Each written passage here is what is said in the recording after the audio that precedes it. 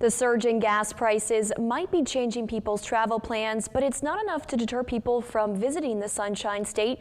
Visit Florida says tourism in the Sunshine State stayed strong, releasing data from the 2025 and the first quarter of 2026.